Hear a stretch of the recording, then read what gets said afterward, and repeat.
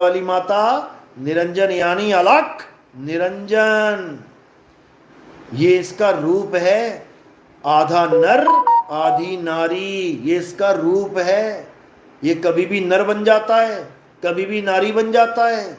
ये तुम्हारा माँ और तुम्हारा बाप बन के बैठा हुआ है और इस काया को पैदा कर दिया है इसने, जिसे तू अपना रूप मान रहा है। निरंजन और माया को ही पैदा करते हैं। ये तेरे शरीर में आधा आदमी और आधा औरत का अंग है। अभी समझ में नहीं आ रही कहानी, आ जाएगी जल्दी। तो ये निरंजन बहुत शातिर है, ब्रह्मा विष्णु महेश को भी भरमा के रखता है निरंजन। समझ लो, यूट्यूब पे सर्च करो, ब्रह्मा विष्णु महेश के पिता निरंजन के वचन, इतना लिख दो, तुम्हें सामने आ जाएगा यूट्यूब चैनल पे कि निरंजन कैसे उनको समझा रहा है, बता रहा है कि ये दुनिया जब मैं पैदा करता हूं तब तुम तीनों को पैदा कर देता हूं, और जब ये दुनिया का नाश करता हूं तुम तीनों का भी लय कर देता हूं मैं।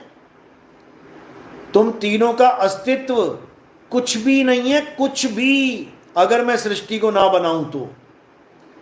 समझ लो, अगर मैं सृष्टि ना बनाऊं तो तुम्हारी जरूरत ही नहीं है, तुम्हारा अस्तित्व ही नहीं है। ये तो मैं दुनिया बनाता हूं तो मुझे 3 गुणों की रचना करनी पड़ती है, रजोगुण सतोगुण तमोगुण। रजोगुण ब्रह्मा जी, सतोगुण विष्णु जी, तमोगुण शंकर जी। तुम तीनों को मैं पैदा करता हूं। कौन बोल रहा है ये चौथा? निरंजन है ये। अभी नहीं समझ में आ रहा है?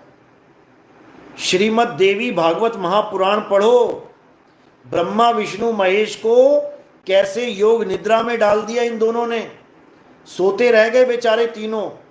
उसके बाद जब जिद करी इन्होंने कि पिताजी को देखना चाहते हैं, माता आप तो दिख गई हमें, हम पिताजी को देखना चाहते हैं, उड़न खटोले में बैठा लिया तीनों को। ब्रह्मा विष्णु महेश तीनों को माता ने उड़न खटोले पे बैठा लिया और उड़ा के ले चली। अब आगे क्या दिखाई दे रहा है? अब बड़े बड़े लोक दिखाई दे रहे हैं, ये लोक वो लोक, गोलोक शिवलोक, ये माया के लोक हैं सारे। उनमें क्या दिखाई दिया?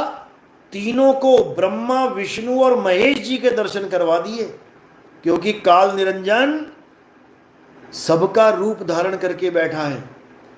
जब विष्णु जी का रूप दिखाया तो वो महाविष्णु कहलाया, महाविष्णु। बताओ, विष्णु महाविष्णु,